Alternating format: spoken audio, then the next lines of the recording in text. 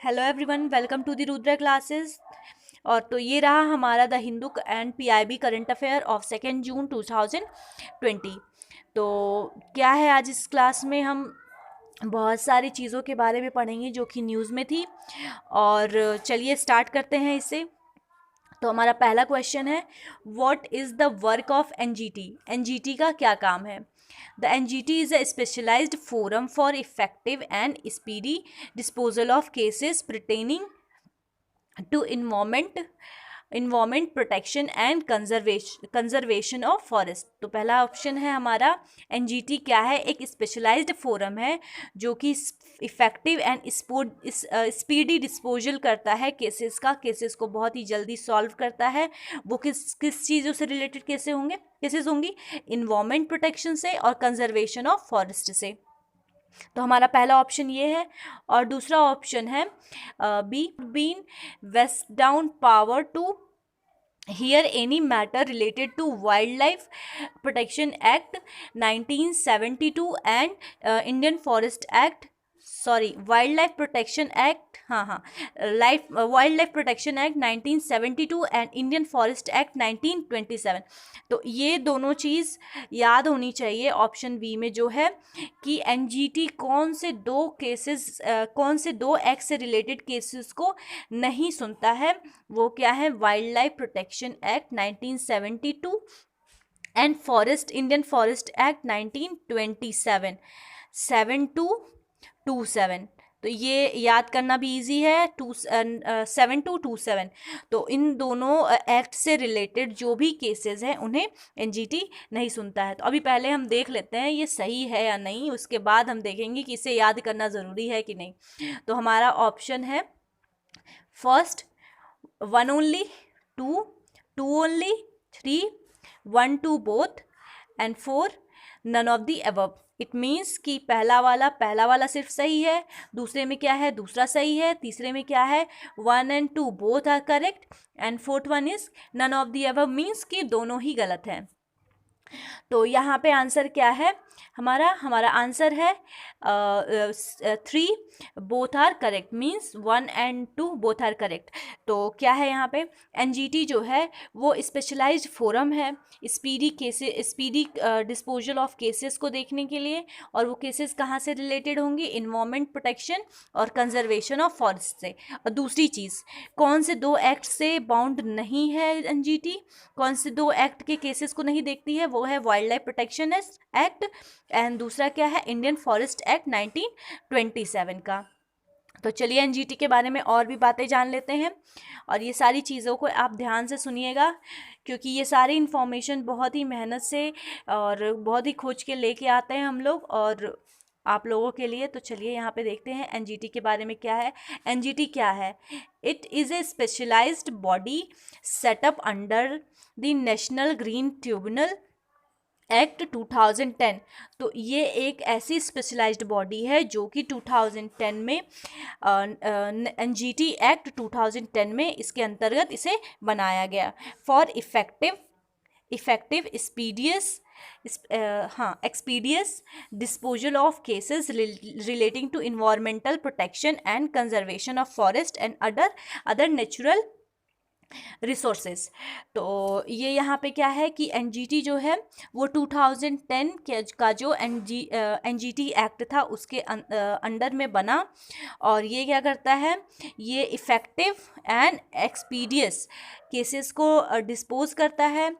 और वो केसेस किससे जुड़े होने चाहिए? इन्वायरमेंट प्रोटेक्शन और कंजर्वेशन ऑफ फॉरेस्ट से और अदर नेचुरल रिसोर्सेज से, इसके वायलेशन से, इसके एक्सप्लॉयटेशन से जुड़े हैं जो भी केसेस, उसे एनजीटी देखता है।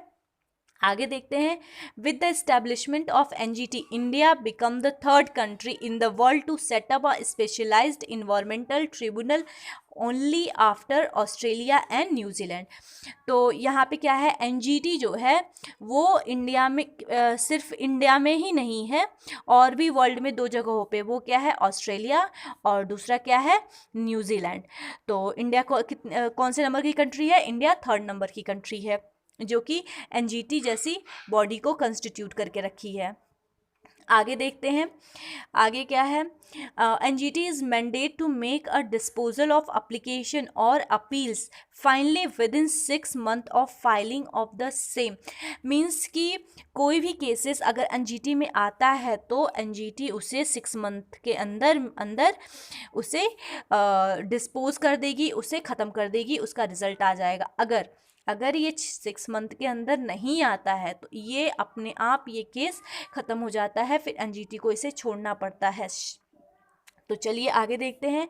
NGT has 5 places of sitting. NGT के 5 प्लेसेस सिटिंग है, मतलब जहाँ पे मेन क्या है वहाँ यहाँ पे कि न्यू दिल्ली जो है ये प्रिंसिपल यहाँ पे प्रिंसिपल प्लेस ऑफ सिटिंग है। और बाकी 4 कहाँ हैं? भोपाल, पुणे, कोलकाता, चेन्नई। तो ये जो सेकेंड वाला चीज़ है कि कहाँ कहाँ मेन प्लेसेस है सिटिंग के, तो वो क्या है? दिल्ली है, भोपाल है, पुणे है, कोलकाता है, चेन्नई है।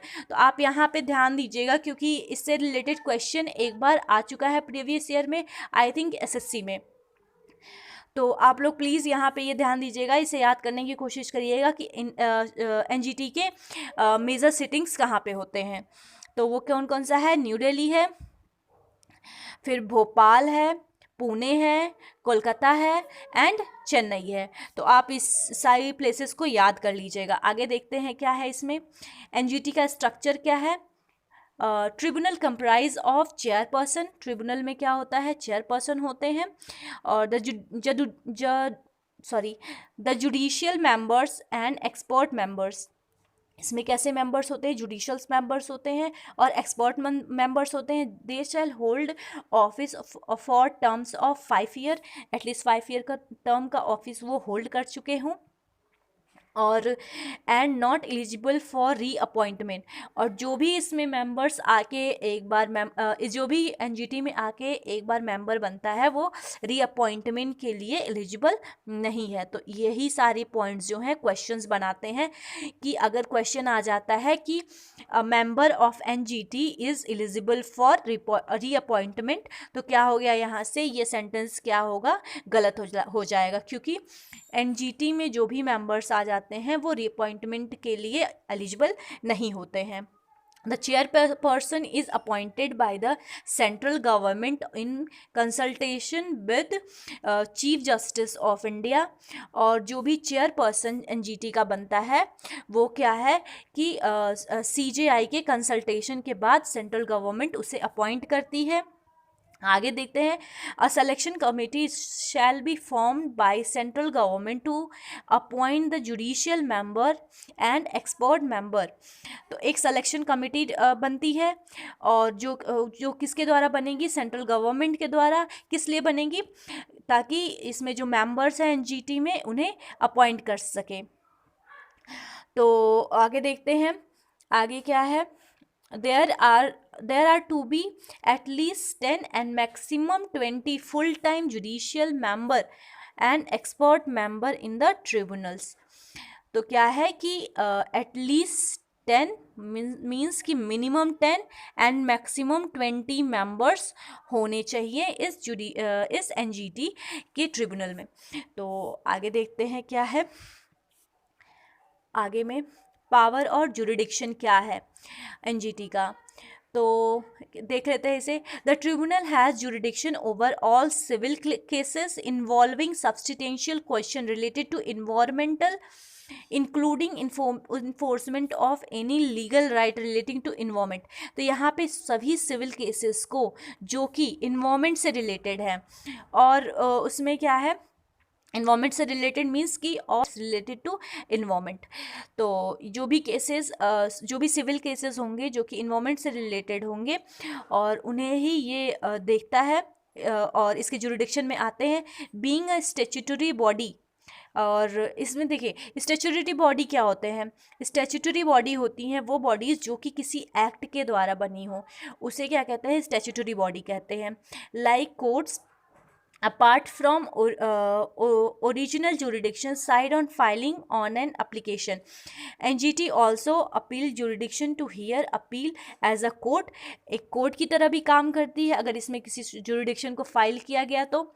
The tribunal is not bound by the procedure laid down under the Code of Civil Procedure 1908. तो यहाँ पे क्या है कि जो NGT है, NGT is not bound by code of civil procedure 1908. तो कोड ऑफ सिविल प्रोसीड्यूर 1908 के अंदर में ये एनजीटी नहीं आता है. एनजीटी इसके द्वारा बाउंड नहीं है. But shall be guided by principle of natural justice. But क्या है कि नेचुरल जस्टिस के जो प्रिंसिपल्स है उससे एनजीटी जो है वो बाउंडेड है. While passing any order decision award it shall apply the principle of sustainable development and precautionary principle and the polluter pays principle. तो क्या है कि ये जो भी केसेस में ऑर्डर देता है, डिसीजन लेता है, अवार्ड करता है, उसमें क्या है principal of sustainable development apply होता है. चलिए आगे देखते हैं, अपना अगला क्वेश्चन देखते हैं क्या है. हमारा अगला क्वेश्चन है what is meant by delimitation commission. हमारा अगला क्वेश्चन है डीलिमिटेशन कमीशन से रिलेटेड.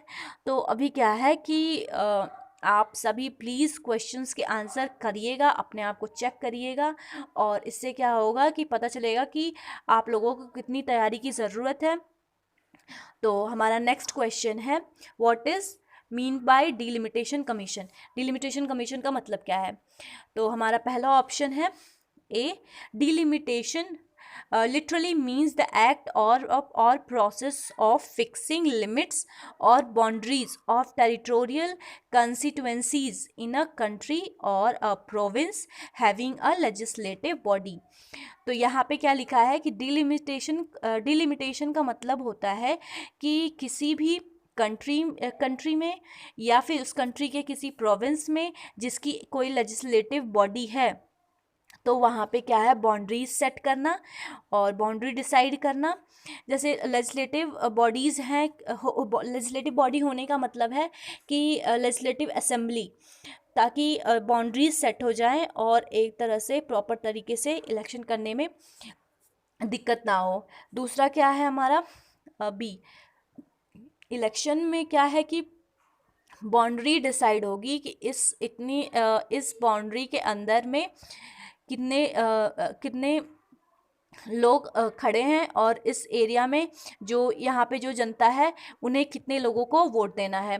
तो मतलब कि बाउंड्री डिसाइड करना, ताकि कोई भी किसी एरिया से इलेक्शन के लिए खड़ा होता है तो पता चल सके कि उसे कितने दूरी में काम करना है. आगे देखते हैं. The job of delimitation is assigned to a high power body. Such a body is known as delimitation commission और अ बाउंड्री कमीशन.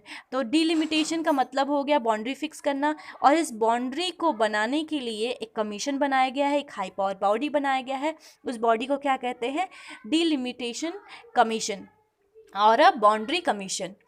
तो अगला हम देखते हैं क्या है. अगला है delimitation commission have been constituted first time in 1962.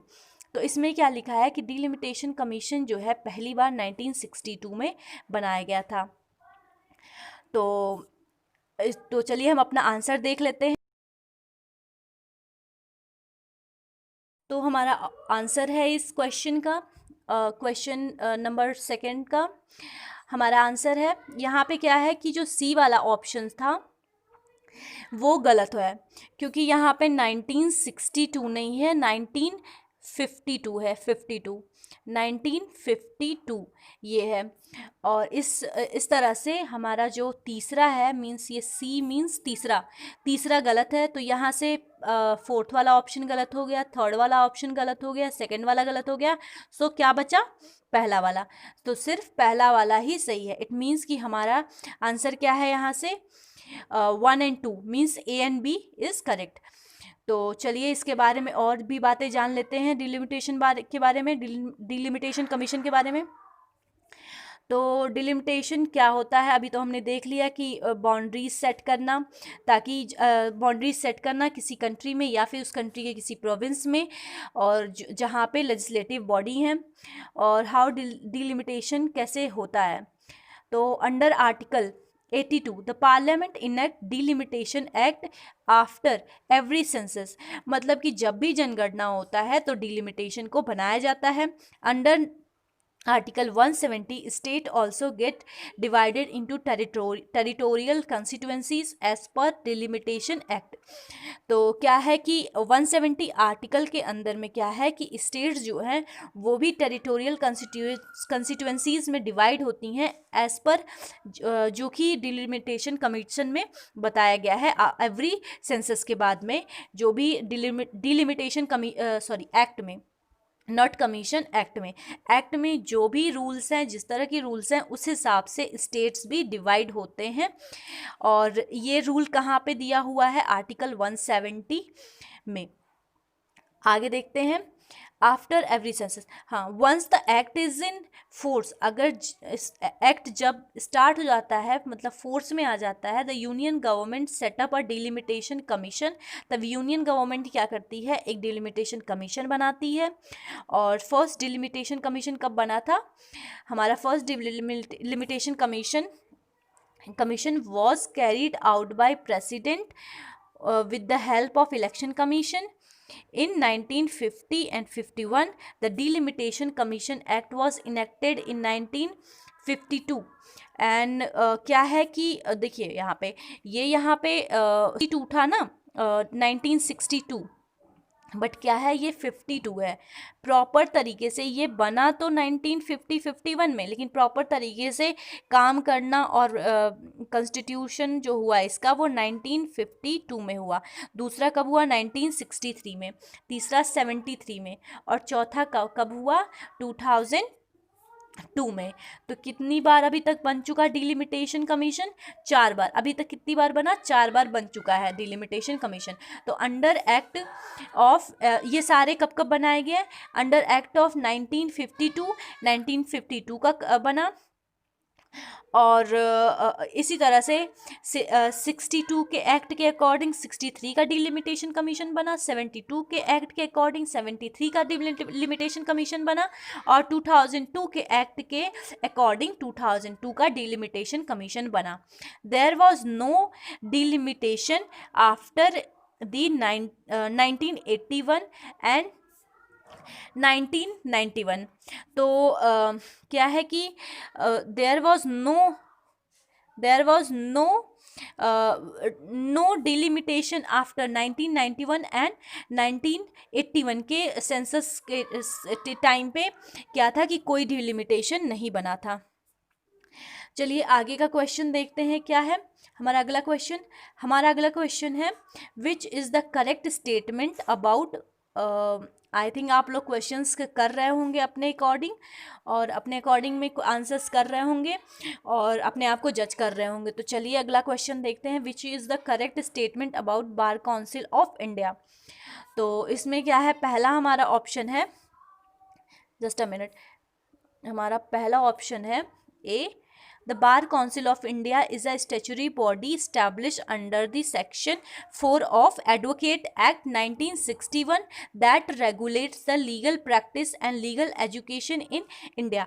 तो बार काउंसिल क्या है कि एडवोकेट एक्ट जो था 1961 का, इसके अकॉर्डिंग इस स्टैट्यूटरी बॉडी को बनाया गया। तो आई थिंक अब स्टैट्यूटरी बॉडी क्या होती हैं आप लोग को समझ में आ गया होगा।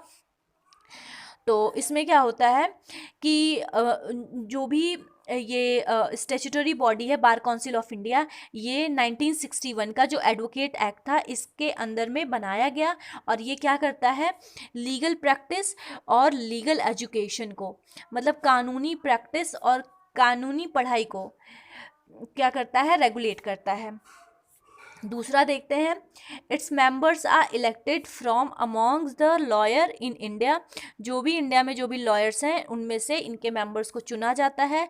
एज सच रिप्रेजेंट इंडियन बार, और ये क्या करते हैं, इंडियन बार को, मतलब इंडियन बार काउंसिल को रिप्रेजेंट करते हैं। इसका हेडक्वार्टर कहाँ है, न्यू दिल्ली में, इसका headquarter is in new Delhi. तो हमारा आंसर है यहाँ से हमारा ये तीनों जो ऑप्शंस हैं ये सही हैं और हमारा आंसर है 4। तो हम इसके बारे में और भी बातें जान लेते हैं। क्या है about bar council of India? It is a statutory body established Educate Act 1961. It mandate to regulate and regulate means what? Legal practice and legal education in India. तो हम आगे देखते हैं अगला क्वेश्चन हमारा क्या है। हमारा अगला क्वेश्चन है what is correct about collegium system? Collegium system में क्या सही है? कोलेजियम सिस्टम क्या होता है कि कोलेजियम सिस्टम एक ऐसा सिस्टम है जिसमें क्या करते हैं कि हम यहाँ पे लिखा भी है ऊपर, पहला ऑप्शन तो वही है कि क्या है कोलेजियम सिस्टम। पहला ऑप्शन क्या है? The collegium system is a system under which appointments, elevation of जजेस, lawyers to supreme Court and transfer of जजेस of high court and supreme court. तो क्या है कोलेजियम सिस्टम के थ्रू क्या होता है? अपॉइंटमेंट होता है, एलिवेशन ऑफ जजेस होता है, लॉयर टू सुप्रीम कोर्ट, और क्या होता है कि ट्रांसफ़र होता है हाई कोर्ट के जजेस का और सुप्रीम कोर्ट के जजेस का। तो कोलेजियम सिस्टम का जो अभी तक क्या है डाउट रहता है कि क्या वो सिर्फ अपॉइंटमेंट का ही काम करता है, तो ऐसा नहीं है। वो अपॉइंटमेंट के साथ एलिवेशन और क्या करता है? अपॉइंटमेंट करता है, एलिवेशन करता है और ट्रांसफ़र करता है। तो इतने सारे काम को कोलेजियम सिस्टम देखता है। और दूसरा क्या है? Decided by a forum of, ये कोलेजियम सिस्टम में यहाँ पे क्या है बी में? कोलेजियम सिस्टम में क्या होता है, कैसे कैसे मेंबर्स होते हैं और वो किस तरह से काम करते हैं, वो लिखा है कि decided by a forum of Chief justice of India and 4 senior most जजेस of the Supreme Court, that is called collegium system. तो जो क्या है कि एक सीजेआई होगा प्लस 4 सीनियर मोस्ट जजेस होते हैं, कहाँ के? सुप्रीम कोर्ट के। तो इस पूरे बॉडी को क्या कहते हैं? जिसको कहते हैं collegium system. The collegium system has its genesis in a series of supreme court judgement called जजेस केस। तो क्या है कि कोलेजियम सिस्टम जो है इसकी जो जेनेसिस है, मतलब ये कहाँ पे कहाँ से शुरू हुआ था, वो क्या है? वो जजेस केसेस में है। अभी हम जजेस केसेस को अपने डिस्क्रिप्शन बॉक्स से पढ़ेंगे क्या है जजेस केस। तो अभी हम आंसर देख लेते हैं। यहाँ पे आंसर हमारा क्या है? आंसर है 4 ABC। सभी यहाँ पे जो भी ऑप्शंस दिए हुए हैं वो सारे सही हैं। हम जनरली आपको सही वाले आंसर्स इसलिए बताते हैं कि ज़्यादा से ज़्यादा कंटेंट्स कंटेन कर पाएँ और आप उस लोग को ज़्यादा से ज़्यादा कंटेंट्स समझ पाएँ और एक बार में ज़्यादा से ज़्यादा कंटेंट्स दे पाएँ हम लोग। तो इसलिए जनरली करेक्ट ऑप्शंस को ही रखते हैं। अगर क्वेश्चंस आएगा तो यहाँ पे क्या है कि बहुत ज़्यादा डिफरेंस नहीं होगा, सीजेआई और प्लस 3 सीनियर मोस्ट जजेस दे देगा तो क्या है कि ऑप्शन गलत हो जाता है। तो इसलिए यहाँ से ज़्यादा करेक्ट ऑप्शन दिया जाता है कि ज़्यादा से ज़्यादा इन्फॉर्मेशन आपको दे दी जाए। तो चलिए जान लेते हैं जजेस केस के बारे में, क्या क्या थी वो जजेस केस। तो पहला जजेस केस था, फर्स्ट जजेस केस गुप्ता केस 1981 का। It declare that primacy of CJI recommendation on judicial appointments and transfer can be refused for cogent reason. The ruling gave the executive primacy over the judiciary in judicial appointment for the next 12 year. तो यहाँ पे क्या था कि first जजेस case में कि CGI का जो भी रिकमेंडेशन है और जो भी ट्रांसफ़र की बातें हैं, अपॉइंटमेंट की बातें हैं पे जो भी रिकमेंडेशन है इनकी, वो रिफ्यूज़ कर दी जाएगी और उसका रीज़न था कॉजेंट रीजंस। और the ruling gave the executive primacy, और इससे क्या हुआ कि एग्जीक्यूटिव की प्राइमेसी हो गई जुडिशरी पे और जुडिशियल अपॉइंटमेंट पे। तो इससे क्या हुआ कि 1981 का केस था। और ये फिर क्या हुआ कि अगला सेकंड जजेस केस के आने तक 1993 तक का क्या हो गया, 12 ईयर तक ये जो है फर्स्ट जजेस केस चला और इस पे क्या रहा, एग्जीक्यूटिव की प्राइमेसी रही। तो आगे सेकंड जजेस केस देखते हैं। सेकेंड जजेस केस में क्या है, इन सेकेंड जजेस case 1993 the court overruled first जजेस केस। तो कोर्ट ने क्या किया, फर्स्ट जजेस केस को ओवर रूल किया। The holding in the event of conflict between president and CJI with regard to appointment of जजेस। इसमें क्या था कि प्रेसिडेंट और CJI के बीच में जो कॉन्फ्लिक्ट था जजेस को अपॉइंटमेंट को लेके, it was the chief justice of India whose opinion would not only the primacy but would be determinate in the matter. तो इसमें क्या हुआ कि अगर प्रेसिडेंट और CJI के बीच में में कोई कॉन्फ्लिक्ट होता है तो क्या है कि चीफ जस्टिस ऑफ इंडिया के का जो जजमेंट होगा, जो ओपिनियन होगा, उससे ही प्राइमेसी मान के और अपॉइंटमेंट को फिक्स किया जाएगा। तो अगला फिर क्या हुआ कि थर्ड जजेस केस आया, और इसका क्या था कि ये 1998 में आया था। थर्ड जजेस केस 1998 में आया।